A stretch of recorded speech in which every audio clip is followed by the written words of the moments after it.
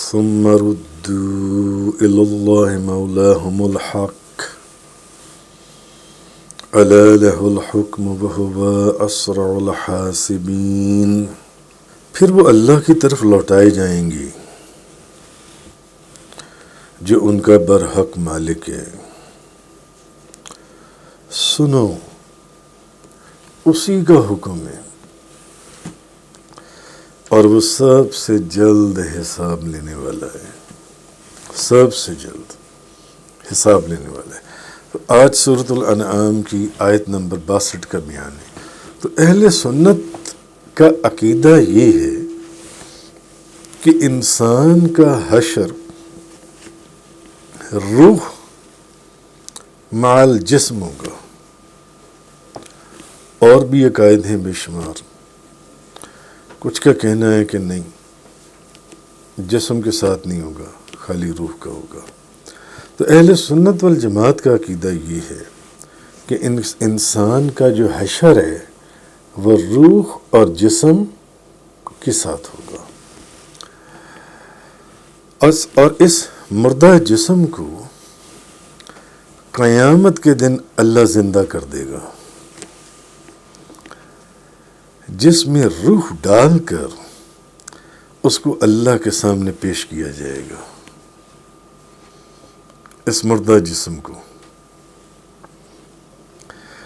تو جسم میں روح ڈال کر، کہ جب انسان مر گیا، اس کا جسم مردہ ہو گیا، تو مردہ جسم کو قیامت کے دن اللہ زندہ کرے گا، اور جسم میں روح ڈال کر اس کو اللہ کے سامنے پیش کیا جائے گا، جیسے کہ قرآن کریم کے اندر ہے، سورہ یاسین شریف کے اندر، قَالَ مَنْ يُحْيِي الْعِظَامَ وَهِيَ رَمِيمٌ قُلْ يُحْيِيهَا الَّذِي أَنشَأَهَا أَوَّلَ مَرَّةٍ۔ اس نے کہا جب ہڈیاں بوسیدہ ہو کر گل جائیں گی تو ان کو کون زندہ کرے گا؟ قرآن ہے۔ یعنی یہ اس بات کی دلیل میں ہے کہ حشر جون سے جب مردہ جسم کو قیامت والے دن زندہ کیا جائے گا، تو جسم میں روح کو ڈال کر اس کو اللہ کے سامنے پیش کیا جائے گا۔ ایسا نہیں ہے کہ صرف روح کو پیش کیا جائے گا، روح کو جسم میں دوبارہ ڈالا جائے گا اور پھر اس کو اللہ کی بارگاہ میں پیش کیا جائے گا۔ اور قرآن کی یہ جو آیت میں نے آپ کے سامنے سورہ یاسین شریف کی پڑھی، کہ اس نے کہا جب ہڈیاں بوسیدہ ہو کر گل جائیں گی، تو یہ جسم کی بات ہو رہی ہے نا، کہ روح کی بات ہو رہی ہے۔ جب ہڈیاں بوسیدہ ہو کر گل جائیں گی تو ان کو کون زندہ کرے گا؟ ان کو کون زندہ کرے گا؟ تو معلوم یہ ہوا کہ مردہ جسم کو قیامت کے دن اللہ تعالیٰ زندہ کرے گا، پھر اس میں روح کو ڈالے گا، پھر اللہ کے سامنے پیش کیا جائے گا۔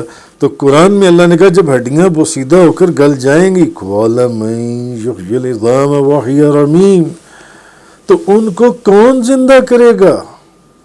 آپ کہیے محبوب، انہیں وہی زندہ کرے گا جس نے پہلی بار انہیں پیدا کیا تھا۔ جو پہلی بار پیدا کرنے پر قادر ہے، وہ دوبارہ پیدا کرنے پر قادر نہیں ہے، دوبارہ ان جسموں کو بنانے پر قادر نہیں، وہ دوبارہ ان کو پیدا کرے گا۔ وہی زندہ کرے گا جس نے پہلی بار انہیں پیدا کیا تھا۔ تو قرآن مجید کی اب اس آیت سے یہ بات پتہ چلتی ہے کہ اللہ تعالیٰ کی طرف صرف روح نہیں لوٹائی جائے گی، بلکہ روح اور جسم دونوں پیش کیے جائیں گے، اور لہٰذا انسان صرف روح کا نام نہیں ہے، بلکہ روح اور جسم دونوں کو ملا کر اس کا نام انسان ہے، اس کا نام انسان ہے۔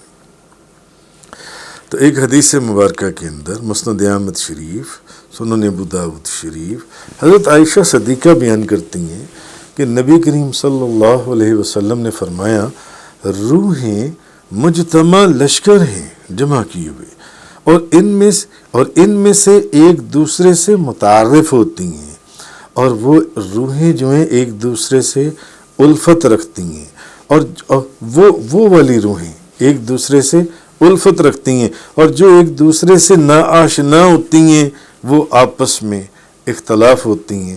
اور آپ مطالعے سے آپ لوگوں کے نالج میں ہوگا کہ عالم ارواح میں جن ارواح کی آپس کے اندر آشنائی تھی، اس دنیا میں بھی ان کی آپس میں آشنائی ہے۔ اس لیے آپ لوگ آپس میں ایک دوسرے کے پاس بیٹھے ہوئے ہیں اور ایک دوسرے کو دیکھ رہے ہیں۔ جن کی وہاں آشنائی نہیں، ان کی یہاں پر بھی کوئی آشنائی نہیں ہے۔ خیر، ایک اور آگے ترمذی شریف کی روایت ہے، حضرت ابو ہریرہ بیان کرتے ہیں کہ اللہ کے رسول نے فرمایا، جب اللہ نے آدم کو پیدا کیا، حضرت آدم علیہ السلام کو، تو ان کی پشت کے اوپر ہاتھ پھیرا، تو ان کی پشت سے ہر وہ روح گر گئی جس کو وہ ان کی اولاد سے قیامت تک پیدا کرنے والا تھا۔ جب اللہ نے حضرت آدم علیہ السلام کی پشت کے اوپر ہاتھ پھیرا تو ہر وہ روح جس نے قیامت تک پیدا ہونا تھا وہ گر گئی قیامت تک، جو ان کی اولاد میں جس نے پیدا ہونا تھا، اور اس نے ان میں سے ہر انسان کی 2 آنکھوں کے درمیان نور کی ایک چمک بنائی، پھر ان سب کو حضرت آدم علیہ السلام پر پیش کیا، جو ان کی پشت سے روحیں گر گئی تھیں۔ تو حضرت آدم علیہ السلام نے کہا، اے میرے رب، یہ کون لوگ ہیں؟ فرمایا، آدم، یہ تمہاری اولاد ہے، قیامت تک آپ کی روح بھی اور آپ کی روح بھی، وہ ساری روحیں وہاں موجود تھیں، یہ تمہاری اولاد ہے۔ حضرت آدم نے ان میں سے ایک شخص کو دیکھا جس کی دونوں آنکھوں کے درمیان کی چمک انہیں بہت اچھی لگی۔ پوچھا، اے میرے رب، یہ کون ہے؟ فرمایا، یہ تمہاری اولاد میں سے آخری امتوں میں سے ایک شخص ہے، اس کو داؤد کہتی ہیں، اس کو داؤد کہا جاتا ہے۔ حضرت آدم نے پوچھا، اے میرے رب، اس کی عمر کتنی ہے؟ فرمایا، 60 سال۔ حضرت آدم علیہ السلام نے فرمایا، یعنی کہ میری اولاد میں سے ہے نا، ان کو اچھے لگے۔ انہوں نے کہا، یا اللہ، میری عمر میں سے 40 سال اس کی عمر زیادہ کرتے، جو میری عمر ہے، میری عمر میں سے 40 سال، ان کی عمر 60 سال ہے، ان کو 40 سال اور دے دے۔ میری عمر میں سے 40 سال ان کی عمر کے اندر ایڈجسٹ کر دے۔ جب حضرت آدم علیہ السلام کی عمر پوری ہو گئی تو اب جب ملک الموت آئے روح کو قبض کرنے کے لیے، تو حضرت آدم علیہ السلام نے کہا، حضرت آدم، اس کا مطلب ہے کہ نبی سب دیکھ رہے ہوتے ہیں، نبی کو خدا نے وہ علم دیا ہوتا ہے کہ وہ ہر چیز کو جانتی ہیں۔ تو جب ملک الموت آئے ان کی روح کو قبض کرنے کے لیے، تو آدم علیہ السلام نے کہا، میری روح قبض کرنے آئے ہو؟ ابھی تو میرے 40 سال باقی پڑے ہوئے ہیں۔ تو ملک الموت نے کہا، انہوں نے کہا، کیا آپ کو نہیں معلوم؟ انہوں نے کہا، کیا آپ نے اپنے بیٹے داؤد کو یہ عمر نہیں دے دی تھی؟ نبی کریم صلی اللہ علیہ وسلم فرماتے ہیں، اب اس وقت حضرت آدم نے انکار کیا تو ان کی پھر آگے اولاد نے بھی انکار کیا۔ جو باپ نے انکار کیا تو پھر آگے اولاد نے بھی انکار کیا۔ حضرت آدم بھول گئے تو پھر ان کی اولاد بھی بھول گئی، نبی کریم صلی اللہ علیہ وسلم فرماتے ہیں۔ تو اور حضرت اس حدیث کے الفاظ ہیں، اور حضرت آدم علیہ السلام نے خطا کی، اجتہادی خطا، تو ان کی اولاد نے بھی خطا کی۔ سنن ترمذی شریف اس کی حدیث ہے۔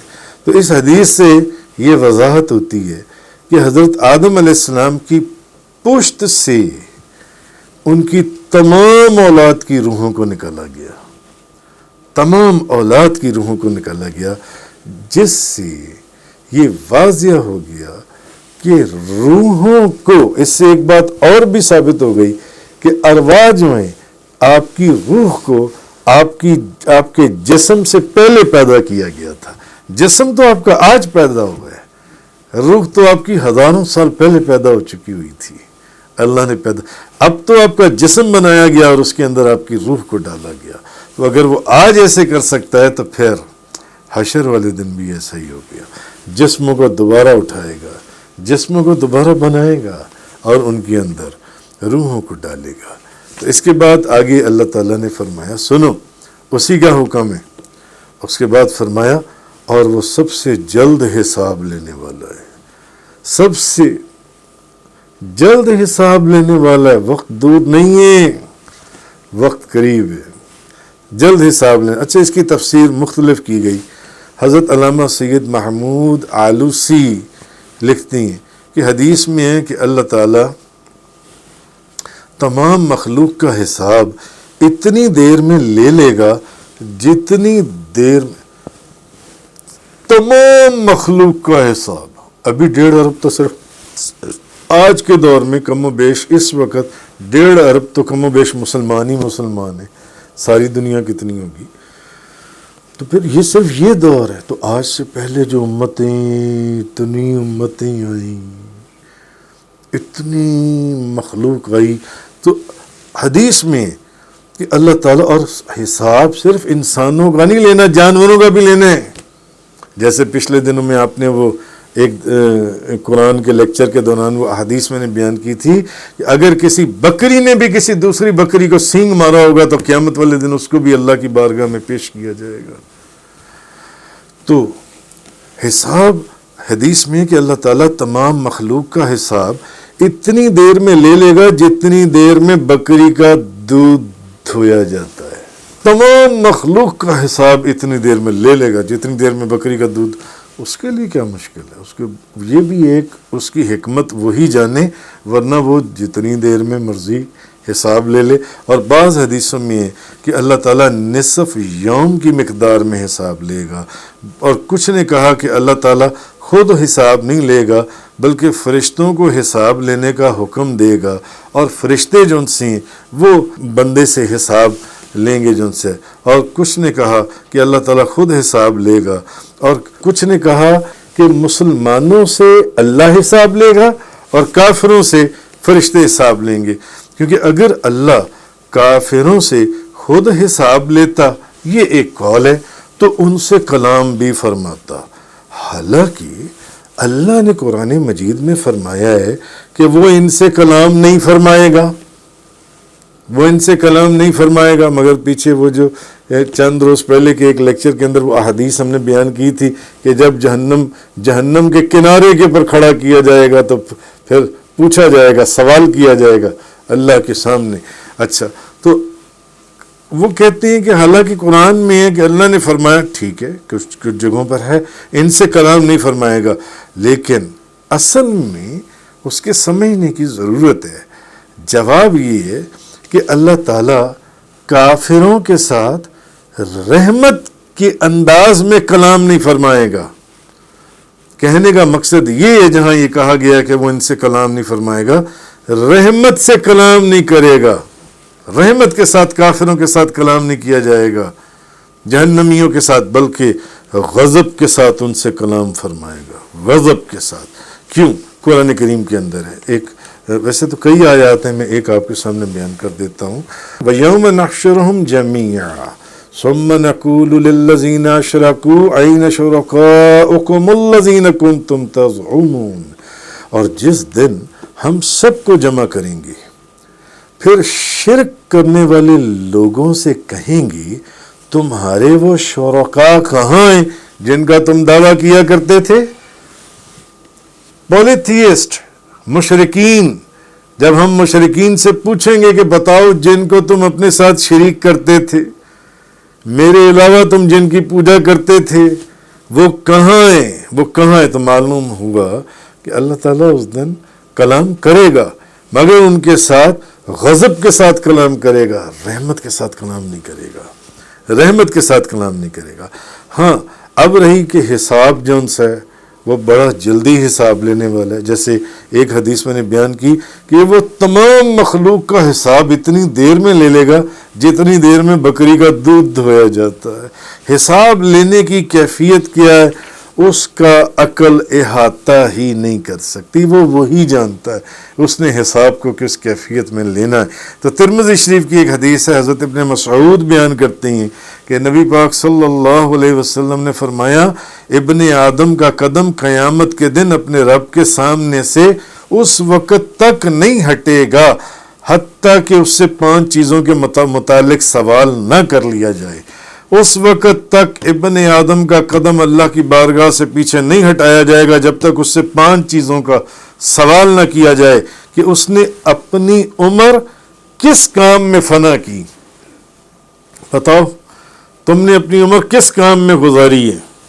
سچ بول کر گزاری ہے یا جھوٹ بول کر گزاری ہے؟ فرما برداری میں گزاری ہے یا نافرمانی میں گزاری ہے؟ بتاؤ تم۔ اچھا، اس نے اپنی جوانی کس کام میں مبتلا کی؟ اس نے مال کہاں سے حاصل کیا؟ حلال کا تھا یا حرام کا تھا؟ جھوٹ کا تھا یا سچ کا تھا؟ رشوت کا تھا یا کس ذرائع سے وہ مال کمایا؟ چوتھا، اور کہاں اس کو خرچ کیا یہ بھی بتا دو۔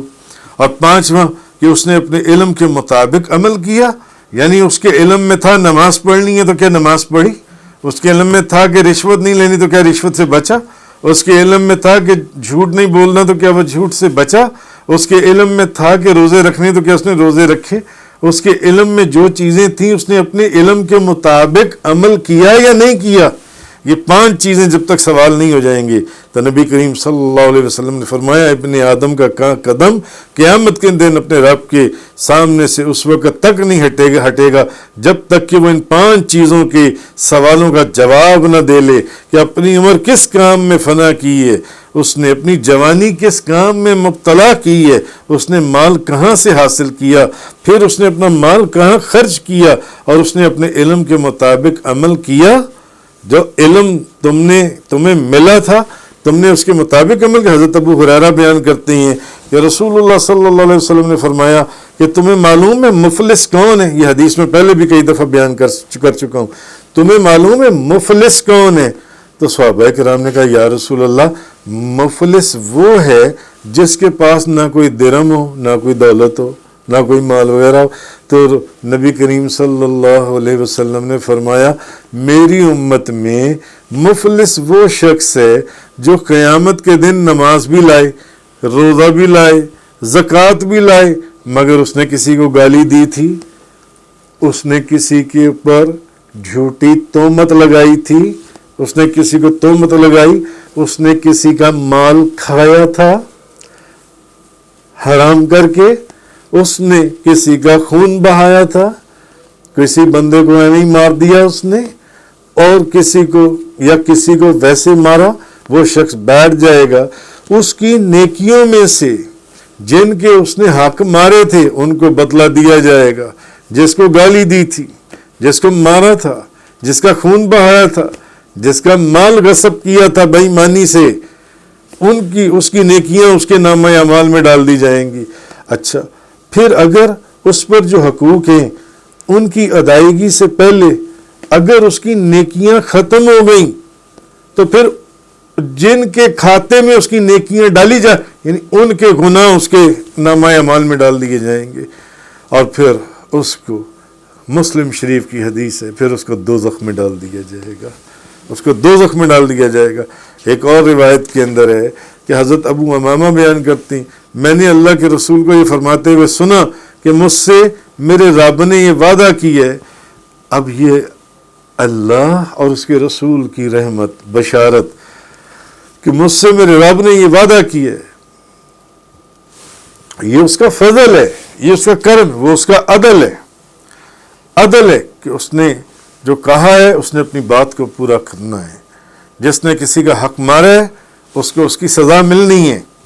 آگے حضور اب اس حدیث میں حضرت ابو امامہ فرماتے ہیں اللہ کے رسول نے فرمایا کہ مجھ سے میرے رب نے یہ وعدہ کی ہے کہ میری امت میں سے 70,000 کو، میری امت میں یعنی 70,000 ایسے لوگ ہیں جو بغیر حساب کے اور بغیر عذاب کے جنت میں داخل ہو جائیں گے۔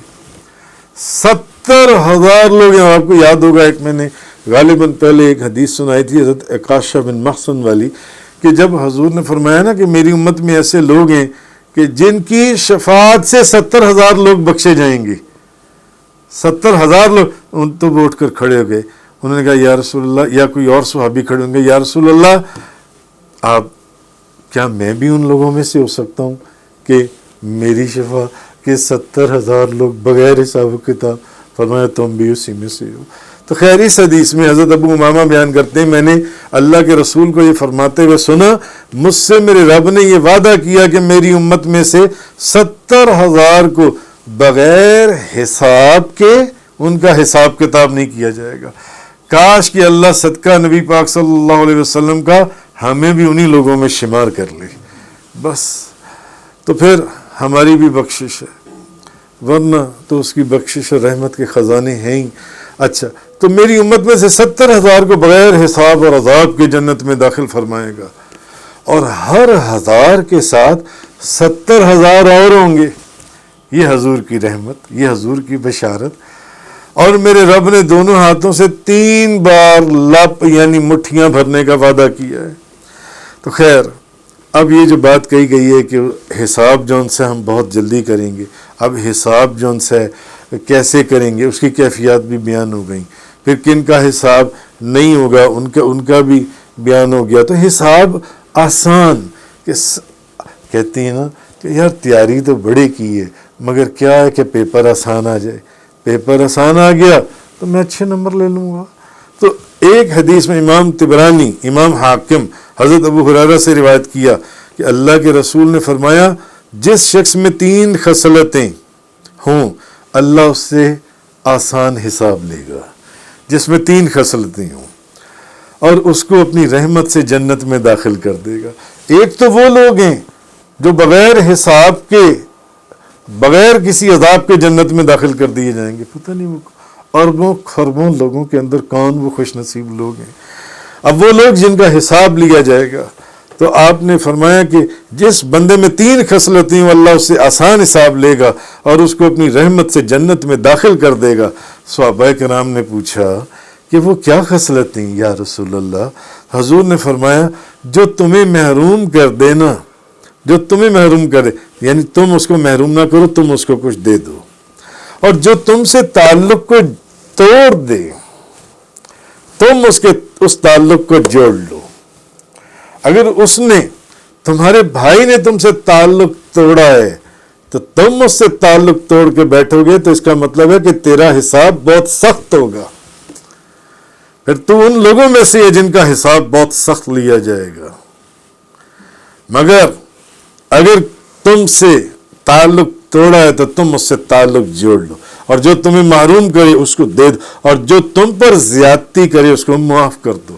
تو یہ حضور نے فرمایا جس بندے میں یہ 3 خصلتیں ہوں اللہ تعالیٰ اس کا حساب آسان لے گا. اور ایک حدیث میں یہ اس کے بھی راوی حضرت ابو ہریرہ ہیں کہ اللہ کے رسول نے فرمایا اگر تم کر سکتے ہو کہ جب تم صبح اٹھو یا جب شام ہو، جب تم صبح سو کر اٹھتے ہو یا جب شام کا وقت ہو، یعنی صبح اور شام، صبح و شام، تمہارے دل میں کسی کے خلاف کینہ نہ ہو، اگر تم ایسا کر لو اس سے تمہارا حساب آسان ہو جائے گا، تمہارا حساب آسان ہو جائے گا. اور امام بہقی اور راوی اس کے بھی حضرت ابو ہریرہ ہی ہیں. ایک اعرابی نے کہا یا رسول اللہ، کمال، واہ واہ واہ، سبحان اللہ. ایک اعرابی نے کہا یا رسول اللہ قیامت کے دن مخلوق کا حساب کون لے گا؟ ایک اعرابی حضور کی بارگاہ میں آیا جہاں بڑے لوگ، صاحب علم، صاحب فہم، بڑے بڑے دانال، وہاں سیدھے سادے لوگ بھی حضور کی بارگاہ میں آتے تھے. ایک اعرابی نے کہا یا رسول اللہ قیامت کے دن مخلوق کا حساب کون لے گا؟ آپ نے فرمایا اللہ. جب حضور نے فرمایا نا کہ قیامت کے دن مخلوق کا حساب اللہ لے گا، تو اس نے کہا رب کعبہ کی قسم، میں کعبے کے رب کی قسم کھا کر کہتا ہوں اگر اللہ نے حساب لینا ہے تو پھر ہماری نجات ہو گئی. پھر ہم حضور کی سامنے اس نے ہی بات کہی. اس نے کہا حساب کون لے گا؟ حضور نے فرمایا اللہ تمہارا حساب لے گا، اللہ حساب لے گا مخلوق کا. اس نے کہا کعبے کے رب کی قسم اللہ ہمارا حساب، پھر ہماری نجات ہو گئی. آپ نے حضور نے پوچھا اے ربی کیسے وہ اس کہنے لگا اس لیے کہ کریم جب قادر ہوتا ہے تو پھر وہ معاف کر دیتا ہے. ہو کریم اور قادر بھی، ہو کریم اور قادر بھی تو پھر وہ معاف کر دیتا ہے. تو جب کریم قادر ہوتا ہے تو بخش دیتا ہے، اور اگر کوئی لغزش ہو جائے تو اس پہ سے پردہ رکھ لیتا ہے. اور غصے کو اور غصہ کرنا یا انتقام لینا یہ کریم کی عادت نہیں ہے. اے کریمہ کے اندر اللہ تبارک و تعالیٰ نے وہ یہ فرمایا ثم ردوا الی اللہ مولاہم الحق، پھر وہ اللہ کی طرف لوٹائے جائیں گی جو ان کا برحق مالک ہے. الا لہ الحکم، سنو اسی کا حکم ہے. وہو اسرع الحاسبین، اور وہ سب سے جلد حساب لینے والا ہے. تفسیر قرآن کا یہ لیکچر انگلش میں سننے کے لیے براہ کرم ڈسکرپشن میں موجود لنک پر کلک کریں.